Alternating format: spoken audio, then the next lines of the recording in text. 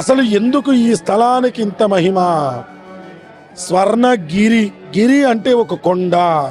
ఇది స్వర్ణమయంతో ఉండటం వల్ల స్వర్ణగిరి అని దీనికి పేరు నామకరణం చేయడం జరిగింది. ఈ కొండ మీద గత కొన్ని సంవత్సరాలుగా స్వామి సంచారం చేస్తున్నట్టు పక్కన ఉన్నటువంటి పల్లెటూరు వాళ్ళందరూ కూడా తెలియపరుస్తూ వచ్చారు.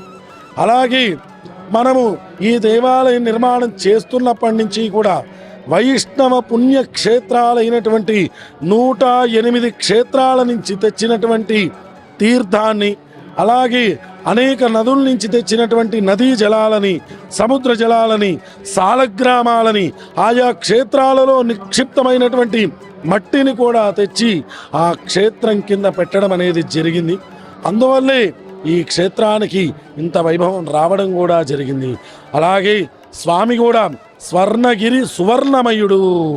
స్వామి కూడా సువర్ణమూర్తిగా మనకు దర్శనమిస్తున్నాడు. అన్నమాచార్యులు వారు చెప్పారట, షోడశ కళానిధికి షోడశ ఉపచార సేవలు.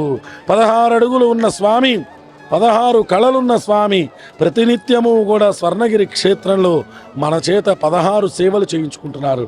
ప్రాతకాల సుప్రభాత సేవ నుంచి రాత్రి ఏకాంత సేవ వరకు అన్ని రకాల సేవలు, స్వామికి జరగాల్సిన ప్రతి సేవను కూడా ఇక్కడ ఏర్పాటు చేసి ఆ సేవలన్నిటినీ కూడా మనం చేసుకుంటూ వస్తాం. అంత విశేషమైనటువంటి ఈ దేవాలయంలో ఈ నెల 2వ తారీఖు నుంచి కార్తీక మాసోత్సవాలు చాలా వైభవంగా నిర్వహించుకుంటూ వస్తున్నాం.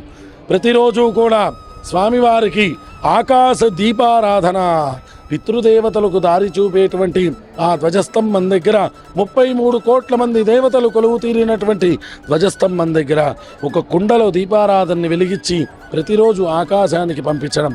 అలాగే ఇక్కడ వైకుంఠ నారాయణ మోక్ష దీపాన్ని కూడా ఏర్పాటు చేసి నెల రోజులు ఆ దీపం వెలిగి ఉండేటట్టుగా ఏర్పాటు చేశాము. కావున 50 మంది భక్త మహాశైలందరూ కూడా ప్రత్యక్షంగా అపరోక్షంగా ఇక్కడికి వచ్చి ఆ శ్రీనివాసుడిని దర్శనం చేసుకొని స్వామి అనుగ్రహానికి పాత్రులు కాగలరని కోరుతున్నాం.